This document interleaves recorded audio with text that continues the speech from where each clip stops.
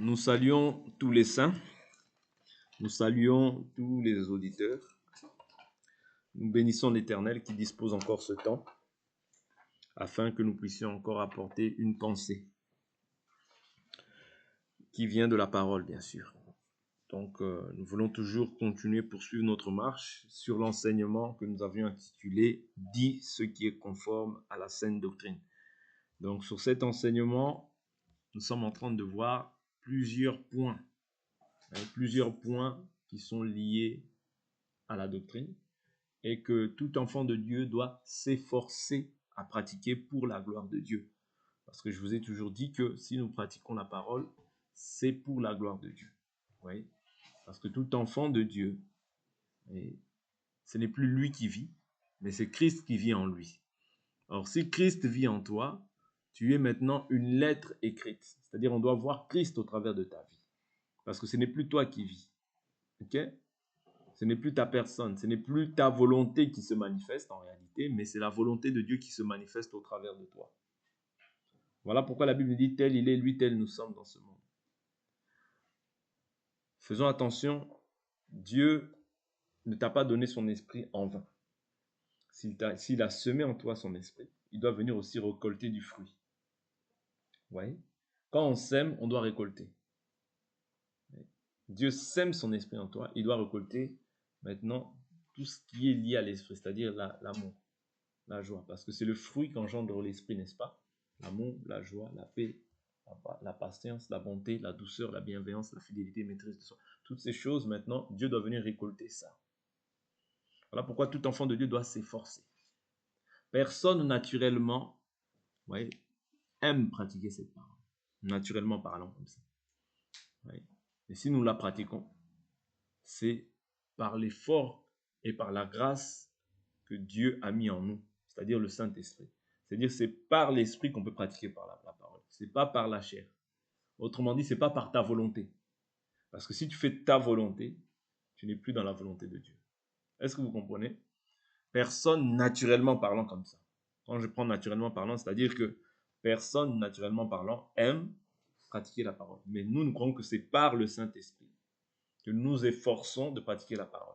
C'est-à-dire l'enseignement, c'est la ligne directive. Ça te montre qu'est-ce que tu dois faire, qu'est-ce que tu ne dois pas faire. Qu'est-ce qui est saint, qu'est-ce qui est profane. Maintenant, comme ce n'est pas par tes propres capacités, Dieu sait que par tes propres capacités, tu ne peux pas. Tu ne peux pas parce que si quelqu'un n'a pas de l'esprit de Christ, il ne lui appartient pas. C'est-à-dire qu'il est impossible à un homme dépourvu du Saint-Esprit de pouvoir pratiquer cette parole. C'est impossible.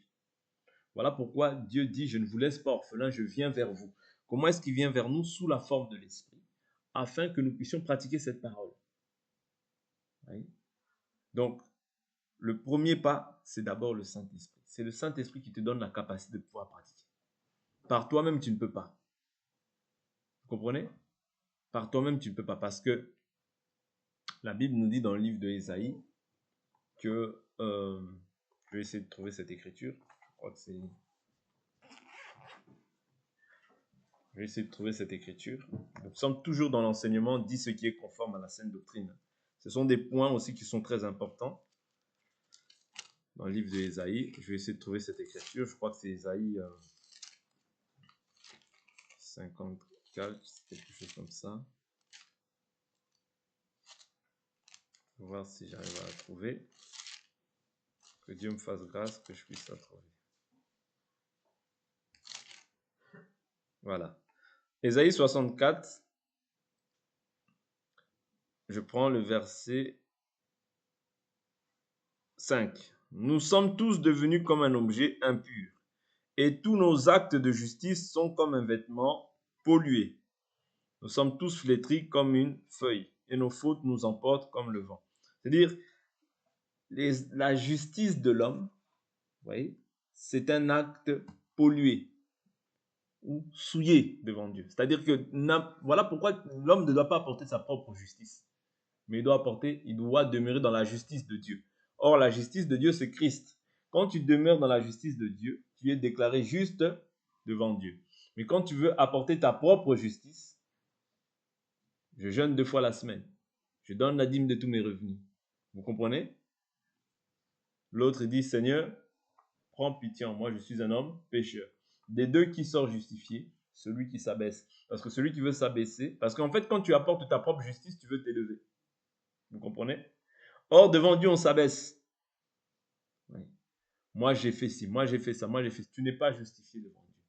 Si tu crois que c'est par tes œuvres que tu es déclaré juste, tu te trompes. Mais c'est par l'œuvre de la croix. C'est en Christ que nous sommes déclarés justes. Oui. Et Dieu aime celui qui s'abaisse. Parce que quand tu t'élèves, tu crois que c'est parce que tu as fait ça que tu es déclaré juste. Non.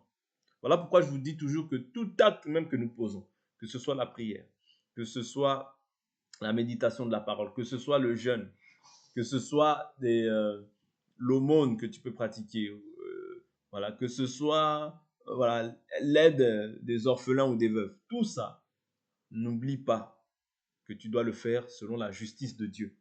N'apporte pas ta propre justice et ne brandis pas ces choses-là.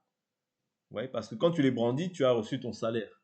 Les gens vont commencer à te dire, ah, bravo, ce que tu fais, c'est bien. Mais c'est le salaire que tu as reçu, l'acclamation des hommes. Voilà pourquoi, quand même tu fais le bien, fais-le dans la discrétion, afin que ton Père qui est dans les cieux le voie et que lui puisse te récompenser par rapport à l'acte que tu as commis. Mais quand tu commences à sonner de la trompette en disant, voici moi je fais ci, voici moi je fais ça, tu as reçu ton salaire, l'acclamation. Mais quand tu fais dans le secret, Dieu voit et il te le rendra. N'oubliez pas ces choses-là, ce sont des principes auxquels Dieu prend plaisir. Que tu fasses le bien, que tu donnes l'argent à quelqu'un, fais-le dans le secret, dans la discrétion, et ne sonne pas de la trompette, comme font les hypocrites. Ok? Très important. Ce sont des points que nous devons voir, parce que c'est ça notre doctrine.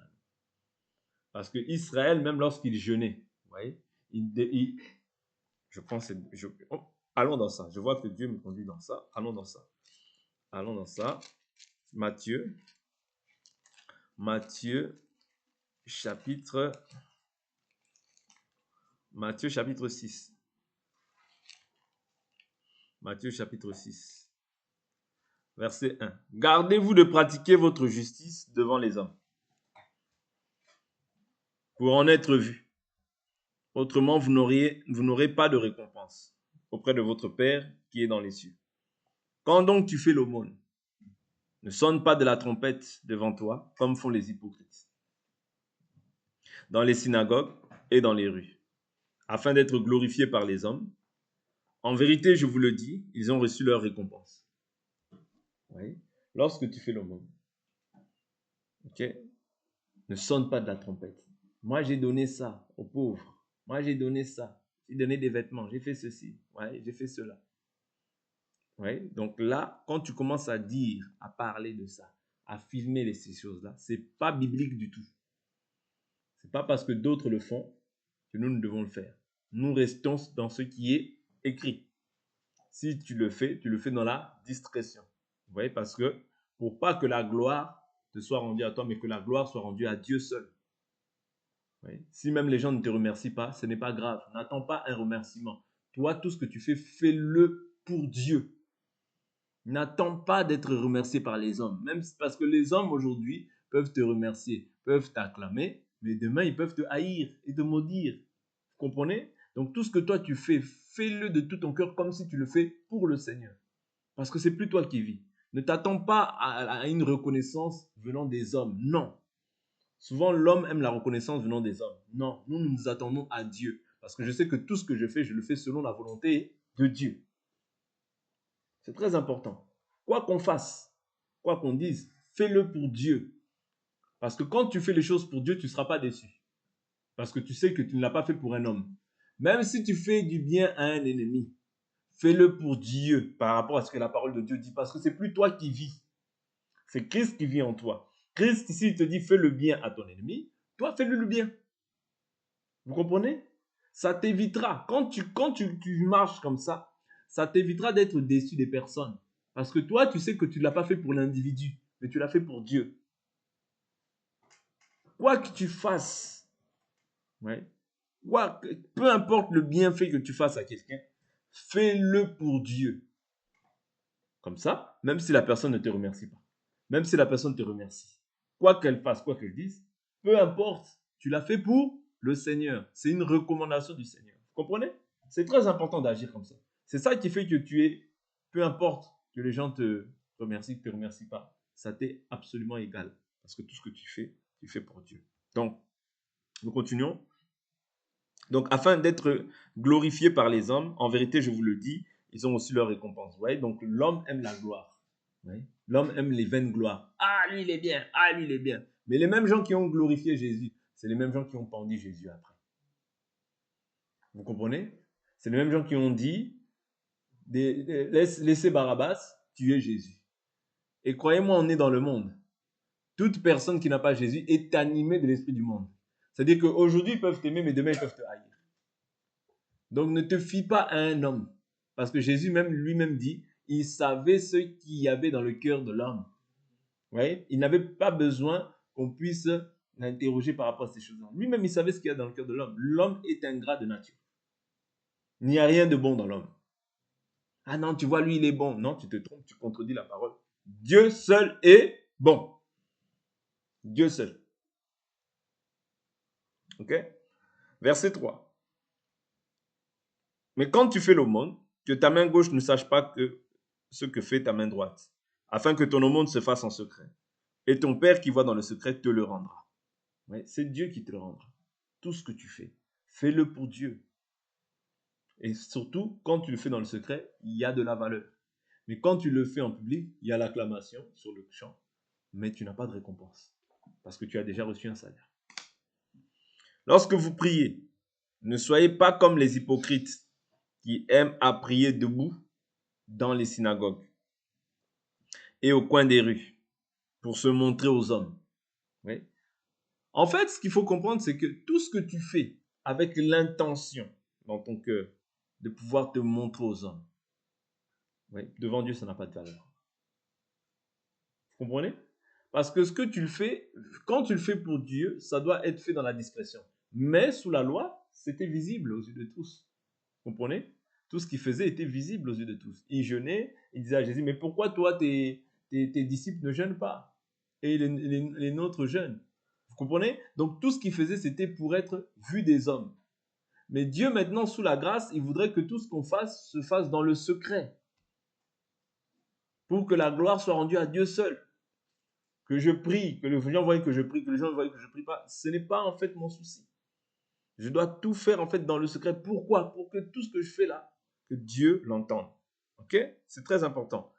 Il dit, comme les hypocrites qui aiment à prier debout dans les synagogues et au coin des rues pour se montrer aux hommes, en vérité, je vous le dis, ils ont reçu leur récompense. Leur récompense, c'est quoi? Bravo, hein? Ah, je vois que toi, tu es forte, hein? Ah, je vois que tu es un intercesseur. Je vois que, vous voyez? Donc, c'est ça que l'homme aime. La gloire venant des hommes. Mais toi, quand tu pries, entre dans ta chambre, ferme ta porte et prie ton Père qui est dans le lieu secret. Et ton Père qui voit dans le secret te le rendra. Oui. Ton Père qui voit dans le secret te le rendra. Okay? En priant, ne multipliez pas de vaines paroles, comme les païens qui s'imaginent qu'à force de paroles, ils seront exaucés. Quand on parle de vaines paroles, une parole vaine, c'est quoi? C'est une parole qui ne trouve pas de fondement. Parce que sinon, tu vas te dire, mais attends, quand je prie, non, une parole vaine, c'est une parole qui ne trouve pas de fondement. Je prends une écriture. Laissons un doigt dans Matthieu 6. Prenons une écriture. 1 Corinthiens. 1 Corinthiens. Chapitre 15. Je prends le verset. Je prends le verset.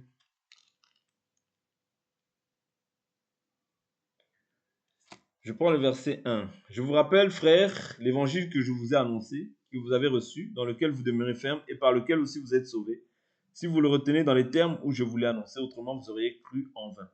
Vous voyez, ici, il nous parle de la vanité qui est liée à la croyance. C'est-à-dire que quand tu crois en vain, c'est-à-dire que tu n'as pas cru conformément à la parole. Tu n'as pas cru dans les termes dans lesquels l'évangile a été posé. Je prends juste ce passage-là pour nous faire comprendre, en fait, Matthieu chapitre 6, qui nous dit que en priant, ne multipliez pas de vaines paroles. Ouais. Les vaines paroles, c'est tout ce qui ne trouve pas d'appui, c'est tout ce qui ne trouve pas de soubassement, en fait, dans la parole. De même aussi, la foi vaine, c'est la foi qui n'est pas conforme à ce qui est écrit. C'est une foi, mais c'est une foi qui ne sauve pas. Vous comprenez? De même aussi, les paroles vaines, c'est toute parole qui ne trouve pas de fondement, en fait, dans les Écritures. Je prends un exemple, il y a beaucoup de prières qui sont vaines. Tu peux prier 1000 fois que Dieu tue le sorcier du quartier. Dieu ne le tuera pas. Pourquoi? Parce que c'est une prière vaine. Tu peux prier 1000 fois que Dieu tue celui que tu détestes, celui que tu haïs. Dieu ne le fera pas. Pourquoi? Parce que ça ne trouve pas de fondement. C'est une prière sorcière. Tu peux prier que Dieu envoie le feu sur telle personne. Dieu ne le fera pas. Pourquoi? Parce que ça ne trouve pas de fondement. C'est une prière vaine. Vous comprenez? Donc les prières vaines, parce que sinon, si tel était le cas, Jésus se contredirait. Pourquoi? Parce que lui-même, nous voyons que lorsqu'il allait à la croix, il a multiplié les prières. Il a multiplié la prière. Il a prié. Il a prié davantage. Je prends cette écriture rapidement. Simplement pour vous faire comprendre que le fait de multiplier les paroles vaines, ce n'est pas le fait de prier. Vous voyez, ce n'est pas le fait de prier, mais c'est simplement le fait de dire des choses qui ne trouvent pas en fait d'appui biblique. Ouais. Je prends par exemple Matthieu, chapitre... Matthieu, je prends au chapitre... Voilà, au chapitre 26,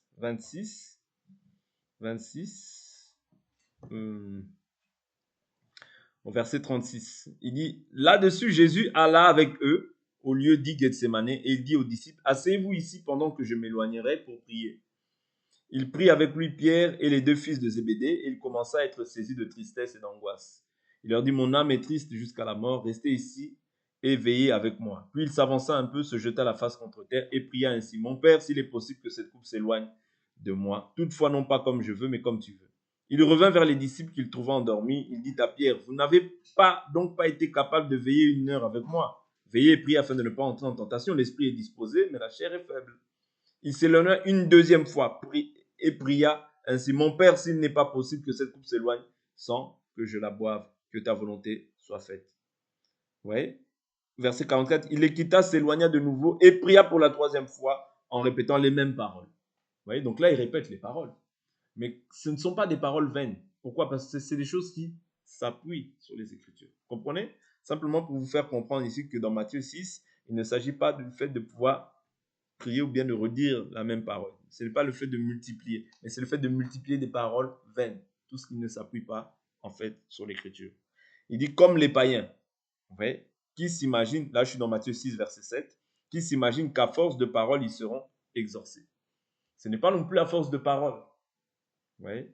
Ce n'est pas non plus à force de paroles. Parce que la Bible nous dit, Dieu sait ce dont vous avez besoin. Mais la Bible nous dit, faites savoir vos besoins à Dieu par des prières et des supplications. C'est-à-dire que moi, étant un enfant de Dieu, je dois présenter mes demandes au Seigneur. Okay? Je dois lui demander, je dois lui adresser des prières, des instants de supplication, des actions de grâce. Tout dépend de la situation dans laquelle je me trouve. Okay? Des intercessions aussi. Des requêtes, tout ça, je dois le faire. Okay? Étant un enfant de Dieu. Okay? Ne leur ressemblez pas. Ne leur ressemblez pas, car votre Père sait de quoi vous avez besoin avant que vous le lui demandiez. C'est-à-dire, toi, tu t'approches de Dieu. Dieu sait déjà quel est ton besoin. Voilà pourquoi je vous dis, faites attention, parce que souvent, il y a des convoitises et il y a des besoins. Et Dieu exauce nos besoins, pas nos convoitises. Ouais, Dieu exauce nos besoins. Parce que la Bible dit, Dieu sait de quoi vous avez besoin. Ouais. C'est-à-dire, avant même que tu ouvres la bouche, Dieu sait quel est ton besoin. Et ton besoin, Dieu te l'accordera. Ok? Mais pas la convoitise. Voici donc comment vous devez prier. Notre Père qui es aux cieux, que ton nom soit sanctifié, que ton règne vienne, que ta volonté soit faite sur la terre comme au ciel. Très important, que la volonté de Dieu soit faite sur la terre comme au ciel. C'est-à-dire Dieu a accompli une volonté dans le ciel, mais elle doit se répercuter ou bien se manifester dans la vie de tout un croyant. Okay? De même que le tabernacle devait être effectué selon le modèle qui était dans le ciel. Donc, de même aussi, Dieu venant habiter dans la vie de tout un croyant, doit aussi faire en sorte que sa volonté maintenant se manifeste dans ta vie. Parce que n'oublie pas que vous êtes le temple, nous sommes le temple du Dieu vivant. Dieu habite en nous par son esprit. C'est-à-dire Dieu maintenant doit accomplir sa volonté. Voilà pourquoi l'Écriture dit non pas ma volonté, mais que ta volonté s'effectue. Ça veut dire que la volonté de Dieu ne se fait pas dans la vie de tout le monde, mais elle se fait dans la vie de ceux qui ont cru.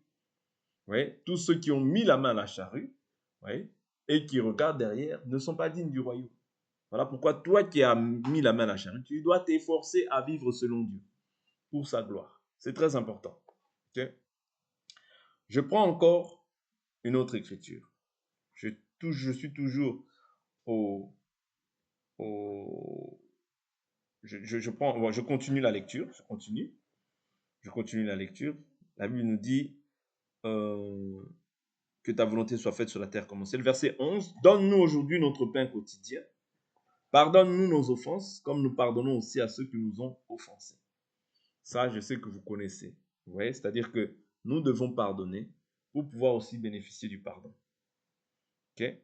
Si toi, tu espères obtenir le pardon de Dieu, tu dois t'efforcer à ce qu'il n'y ait aucune personne que tu as retenue captive dans ton cœur. Le pardon, ce n'est pas une option. Le pardon, c'est une obligation. Ouais. Jésus nous a pardonné alors que nous étions coupables. Mais il a dit pardonne-leur.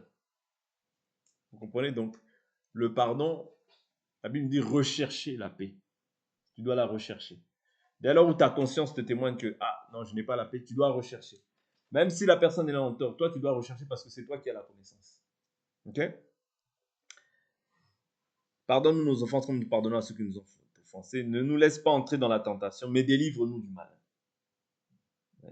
Ne nous laisse pas entrer dans la tentation, mais délivre-nous du malin. Car c'est à toi qu'appartiennent dans tous les siècles le règne, la puissance et la gloire. Amen. Si vous pardonnez aux hommes leurs fautes, votre Père céleste vous pardonnera aussi. Mais si vous ne pardonnez pas aux hommes, votre Père ne vous pardonnera pas non plus vos fautes. Lorsque vous jeûnez, vous voyez, donc là, c'est la question du jeûne. Il dit, lorsque vous jeûnez, ne prenez pas un air triste. Pourquoi un air? Pourquoi il énumère ces choses-là? Parce que sous la loi, en fait, tout ce qu'il faisait, c'était manifeste. C'est-à-dire, il prenait, on voyait, en fait, on pouvait détecter que telle personne est en jeûne. Comment? Il mettait un sac sur lui, il mettait la cendre sur lui, et ils déchiraient même leurs vêtements pour démontrer qu'ils sont en jeûne. C'est-à-dire que le jeûne était visible. Mais aujourd'hui, en fait, Jésus, la Bible nous dit déchirez vos cœurs et non vos vêtements. Ça, c'est Joël chapitre 2 ou 3. Oui, déchirez vos cœurs et non vos vêtements. Ça veut dire qu'aujourd'hui, tu dois répandre ton cœur devant Dieu. Oui. Répandre ton cœur. Mais cela, maintenant, comment il nous dit comment on doit jeûner? Il nous dit, lorsque vous jeûnez, ne prenez pas un air triste, comme les hypocrites. Oui. C'est-à-dire, ceux qui agissent ainsi, qui prennent un air triste, ce sont des hypocrites. Ils se rendent le visage tout défait pour montrer aux hommes qu'ils jeûnent. Vous voyez, dans les choses qu'on a vues, souvent il dit pour montrer aux hommes, pour montrer aux hommes, pour montrer aux hommes. C'est-à-dire que tout ce qui était fait sous la loi, vous voyez, beaucoup de pratiques qui étaient établies sous la loi, en fait, c'était pour montrer aux hommes. C'est pourquoi Jésus, lorsqu'il vient, il nous dit, voilà, quand tu fais l'aumône, ne montre pas aux hommes. Quand tu pries, ne montre pas aux hommes. Vous voyez, quand tu jeûnes, ne montre pas aux hommes. Ok? En vérité, je vous le dis, ils ont reçu leur récompense. Pourquoi? Parce qu'ils montrent aux hommes. C'est ça l'enseignement de Jésus. C'est vraiment essayer de faire les choses dans la discrétion. Afin que Dieu voie et que ce ne soit pas les hommes qui voient. Parce que quand les hommes voient, ils cherchent à t'acclamer, mais c'est ta récompense. Mais toi, quand tu jeûnes, parfume ta tête et lave ton visage. Afin de ne pas montrer aux hommes que tu jeûnes, mais à ton Père qui est là dans le lieu secret. Et ton Père qui voit dans le secret te le rendra. Oui. C'est le Père qui te rend. Voilà pourquoi tout ce que tu fais, vous voyez, en acte, en foi, en parole, fais-le pour la gloire de Dieu. Dieu ne manquera pas de te le rendre. Oui. N'oubliez pas ces choses-là. Dieu ne manquera pas de te rendre tout le bien que tu fais. Je prends toujours la question sur le jeûne dans, je crois que c'est Matthieu 15, lorsque les disciples de Jean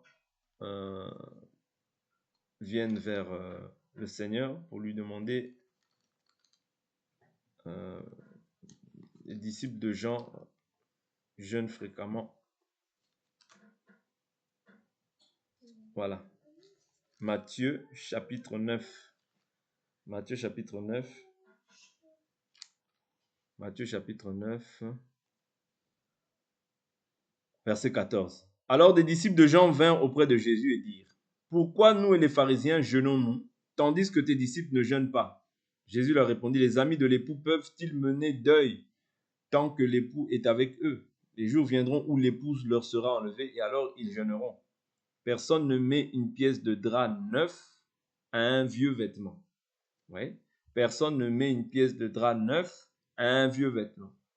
Okay? Jésus leur montre en fait que la manière dont vous jeûnez, ouais, c'est une ancienne manière de jeûner. C'est-à-dire que vous, le jeûne que vous manifestez, c'est un jeûne que tout le monde doit voir. Mais nous, le jeûne que nous devons manifester, c'est une nouvelle manière de jeûner. C'est-à-dire une manière de jeûner, mais qui n'est pas vue des hommes, mais qui est fait dans le secret, pour que Dieu soit glorifié. Oui. Et il dit, car le morceau tire sur le vêtement et il en résulte une déchirure pire. On ne met pas non plus du vin nouveau dans de vieilles outres. Autrement, les outres se rompent, le vin se répand et les outres sont perdues. Mais on met le vin nouveau dans des outres neuves et l'ensemble se conserve. Vous voyez, donc Jésus, là, il est en train de montrer la manière dont il agrée en fait le jeûne. Pas dans votre manière, pas sous la loi, comme vous faites sous la loi, mais comme on fait sous la grâce. C'est-à-dire, sous la grâce, il y a une nouvelle manière de pouvoir entrer, bien entamer la procédure de jeûne. Oui. Il y a une nouvelle manière aussi de prier, pas chercher à être vu des hommes. Oui. C'est comme quand, lorsqu'il condamne les pharisiens, il dit, vous les pharisiens, vous faites toutes vos actions pour être vus des hommes. Ainsi, vous élargissez les phylactères. Ouais. Vous aimez être salué dans les places publiques. On dise quoi? Rabbi, rabbi, maître, ce qui veut dire maître. Ouais.